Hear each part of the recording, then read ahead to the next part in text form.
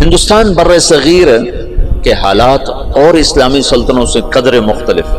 یہاں پہلی صدی میں اسلام آ گیا، یہ ہندو علاقہ ہے۔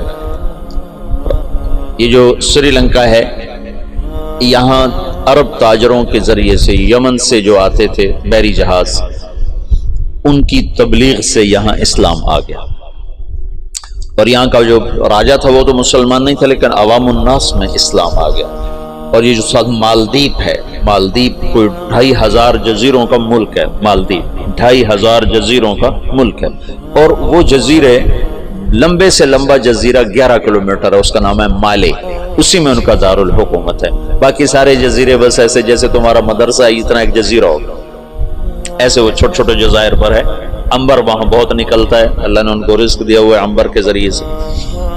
تو یہ ان جزائر سے ایک قافلہ جا رہا تھا، اس میں یہاں کچھ عرب قبائل آباد ہو گئے تھے، تو ایک قافلہ بحری جہاز پر سری لنکا کے بادشاہ نے تحفے تحائف ولید بن عبد الملک کو دی، ان سے دوستی لگانا چاہتا تھا۔ تو جب یہ کراچی کے قریب گزرا بحیرہ عرب سے، تو تیبل یہ دریائے سندھ کے کنارے تھا، یہ سندھ کا بہت بڑا شہر تھا اس وقت۔ تو وہاں سندھ کے ڈاکوؤں نے بحری جہاز پہ حملہ کیا اور قافلہ بھی لوٹ لیا، اور عورتوں کو بھی قید کر لیا، مردوں کو کچھ قتل ہو گئے۔ تو ایک عورت پکاری، یا للحجاج یا للحجاج یا للحجاج۔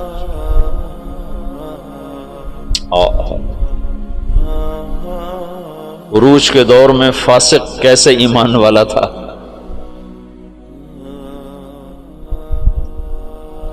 تو کچھ جو لوگوں نے جو مال لوٹنے کے بعد کچھ لوگ چھوڑ دیے تھے، تو یہ لٹا پٹا قافلہ جب پہنچا عراق میں تو حجاج کو ملا، اور انہوں نے کہا کہ ایک بہن نے کہا تھا یا للحجاج، تو وہ کھڑا ہو گیا اپنے کرسی سے، کہ لبیک یا اخت الاسلام، لبیک یا اخت الاسلام، لبیک یا اخت الاسلام، اور کہا میرے اوپر حرام ہے بیوی بھی اور بستر پہ سونا بھی، جب تک میں اس بہن کی مدد کو نہ پہنچوں۔ ایک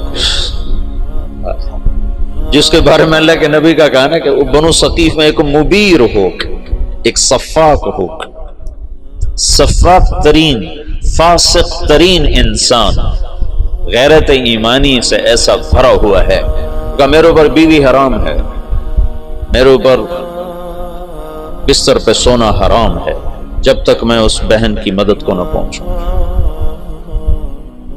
اور اس نے اسی وقت ایک لشکر تیار کیا، عبید اللہ بن نبحان رحمت اللہ علیہ کو امیر بنایا، اور ان کو 3000 کا لشکر 4000 کا لشکر دے کے روانہ کیا۔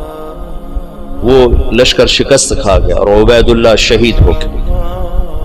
پھر اس نے دوسرا لشکر روانہ کیا، یہ سارے عراق سے تھے، قدیل بن طوفہ رحمت اللہ علیہ کی سرکردگی میں وہ بھی شہید ہو گئے، اور دونوں لشکروں کو شکست ہو گئی۔ پھر اس نے شامی قبائل جو عرب کے قبائل جو شام میں آباد تھے، ان کا عراقیوں سے بڑا مختلف مزاج تھا، تو اس نے ولید بن عبد الملک سے اجازت چاہی کہ مجھے سندھ پہ حملے کے لیے شام سے لشکر، اور میرا خزانہ ختم ہے، مجھے پیسے بھی دے۔ تو ولید نے کہا میں یہ محاذ نہیں کھول سکتا، ابھی ترکستان میں محاذ کھلا ہوا ہے، شمالی افریقہ میں محاذ کھلا ہوا ہے، چین کی طرف محاذ کھلا ہوا ہے، میں چوتھا محاذ نہیں کھول سکتا۔ تو حجاج نے کہا جتنا پیسہ مجھے دو کے قرضہ ہے، اور میں یہ دگنا کر کے بیت المال میں واپس کروں گا۔ تو شامیوں کا 4000 کا لشکر تیار، اور اس کا اپنا سگا بھتیجا تھا محمد بن قاسم بن یوسف، حجاج بن یوسف اور محمد بن یوسف اور قاسم بن یوسف، یہ 3 بھائی ہیں۔ ان میں محمد بن یوسف بھی حجاج جیسا ظالم تھا، یمن میں گورنر تھا، اور قاسم بہت شریف النفس تھے، ان کا بیٹا محمد 17 برس کی عمر، اور حجاج نے اپنی بیٹی زبیدہ اس کے نکاح میں دی ہوئی تھی، اس کو منتخب کیا اور اس کو 12000 کا لشکر دے کے روانہ کیا، اور باقی جو ساز و سامان تھا وہ سمندر کے ذریعے سے بھیجا، جتنا باقی سامان تھا، اور ہر 3 دن کے بعد اس کے پاس خبر آتی تھی. اس نے ڈاک کا ایسا نظام بنایا کہ ہر 3 دن کے بعد خبر حجاج تک پہنچتی تھی. اس طرح راستے میں چوکیاں قائم کی اور پورے جنگ کا نقشہ حجاج بصرے میں بیٹھ کے خود کنٹرول کر رہا تھا. تو یہ بدھوں کا شہر تھا، جو دیبل تھا نا بدھوں کا، تو اس میں ایک بڑا وہ تھا ان کا معبد، اس کا گنبد تھا، اس کے اوپر ایک جھنڈا تھا. تو ان کا یہ عقیدہ تھا جب تک یہ جھنڈا نہیں گرتا اس شہر کو شکست نہیں ہو سکتی. تو مسلمانوں نے زور لگا لیا. حجاج بن یوسف نے ایک توپ بھیجی تھی، توپ منجنیق، پتھر پھینکنے والی. وہ اتنی بڑی تھی، اس کو 500 آدمی کھینچتے تھے. تو اس کو بحری جہاز پہ بھیجا تھا. تو وہ نصب تھی اور توپ اس گنبد پہ نشانہ نہیں فٹ ہو رہا تھا. 10 دن 12 دن 15 دن گزر گئے، گولے جاتے تھے، گنبد پہ نہیں لگتے تھے. تو دیبل والے اور جوش سے لڑتے تھے. تو حجاج بن یوسف نے وہاں سے خط لکھا کہ اس توپ کا زاویہ 1 درجہ نیچے کر کے فائر کرو، 1 درجہ نیچے کر. اور محمد بن قاسم اس دن خود توپ پر آئے، ان کا آج میں خود پھینکوں گا. تو محمد بن قاسم نے خود اس دن پتھر تو رکھنے والے بہت سے لوگ ہوتے تھے، پھر اس نے خود اس کو کھینچ کے جو پھینکا تو پہلا ہی پتھر جا کے جھنڈے پہ لگا اور گنبد پہ لگا اور گنبد ٹوٹا. تو شہر والوں نے ہتھیار پھینک دیے. یہ 92 ہجری کی بات بتا رہا ہوں، 90 ہجری کی بات بتا رہا ہوں. 90 ہجری میں اسلام کا پہلا داخلہ ہے فاتحانہ. ویسے تو سرندیپ یہ ہندوستان کا حصہ تھا، سری لنکا ہندوستان کا حصہ تھا، اور وہاں دعوت پھیل چکی تھی، وہاں اسلام پھیل چکا تھا دعوت کے ذریعے. لیکن فاتحانہ انداز میں جو مسلمان بر صغیر میں داخل ہوئے ہیں تو محمد بن قاسم رحمۃ اللہ علیہ اس کا ذریعہ بنے اور دیبل فتح ہوا ہے. راجہ داہر اس وقت وہ پورے سندھ کا بادشاہ، پورا ہندوستان 2 حصوں میں تقسیم تھا، ہند اور سندھ. سندھ یہ نہیں جو آج ہے، یہ سندھ بمبئی تک تھا، یہ سندھ بمبئی تک اور دیپال پور تک اور ادھر سے بمبئی تک، یہ ایک پورا علاقہ تھا. باقی ہند الگ علاقہ تھا. راجہ داہر اس سارے کا بادشاہ تھا. راجہ داہر ایک دفعہ بیٹھا تھا تو ایک نجومی آیا، تو اس کی بہن بھی ساتھ بیٹھی تھی. تو اس کی بہن نے اپنا ہاتھ دکھا دیا نجومی کو کہ میرا ہاتھ دیکھو. نجومی نے کہا یہ لڑکی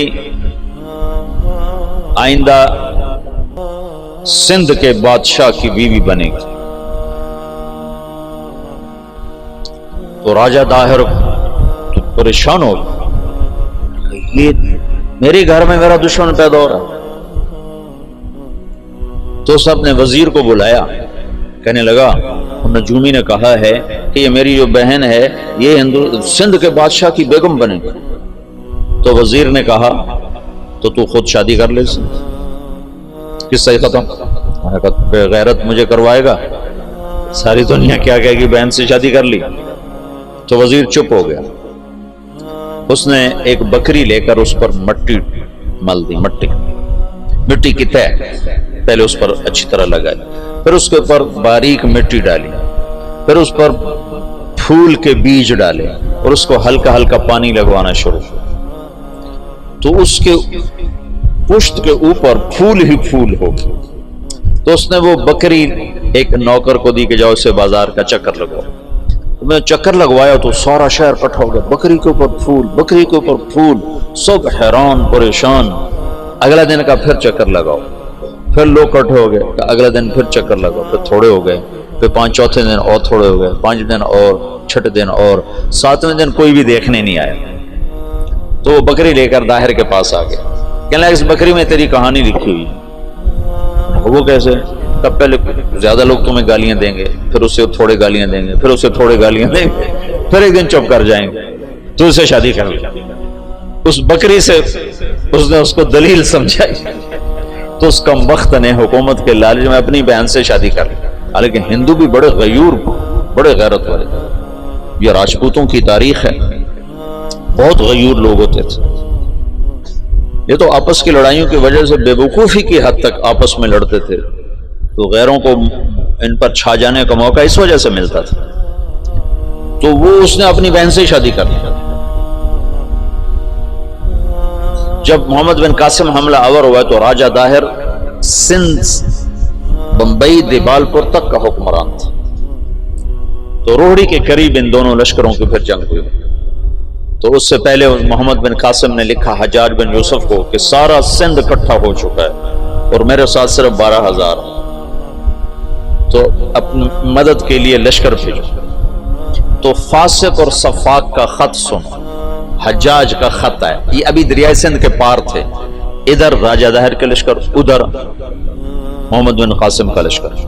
تو حجاج کا خط ہے کہ اللہ کے رسول کا فرمان ہے 12,000 کو کمی کی وجہ سے شکست نہیں ہو سکتی اور تم 12,000 ہو، لہذا تمہیں اس وجہ سے شکست نہیں ہو سکتی کہ تم تھوڑے. جب میرا خط پہنچے تو سارے لشکر کو آخرت کی ترغیب دی اور اللہ کی رضا پہ مرنے کے لیے تیار کرو، اور میرے پاس کوئی لشکر نہیں تمہیں بھیجنے کے لیے، میرے پاس کوئی سرمایہ نہیں تمہاری مدد کے لیے، تمہارا اللہ تمہیں کافی ہے. یہ حجاج کا خط تھا محمد بن قاسم کے نام. تو پھر انہوں نے روہڑی کے قریب دریائے سندھ کتنا پھیل جاتا ہے، انہوں نے وہاں سے دریا پار کیا، اور روہڑی کے آس پاس اب بھی اس کے کھنڈارات ہیں. یہ خوفناک جنگ لڑی گئی جس میں راجہ داہر قتل ہوا اور اللہ تعالیٰ نے مسلمانوں کو فتح دی. اور محمد بن قاسم ملتان تک 92 ہجری میں 90 میں داخل ہوا، 92 میں 2 برس کے بعد ملتان پہنچا.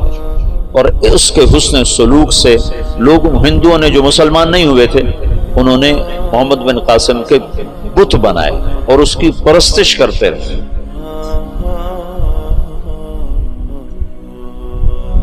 یہ اس طرف سے 92 ہجری میں اسلام داخل ہوا ہے. پھر اس کے بعد ہندوستان کے پوری جو تاریخ بدلی ہے کہ مسلمانوں کے ہاتھ میں اقتدار، وہ 5ویں صدی میں جا کر جب محمود غزنوی نے ہندوستان پہ حملہ کیا.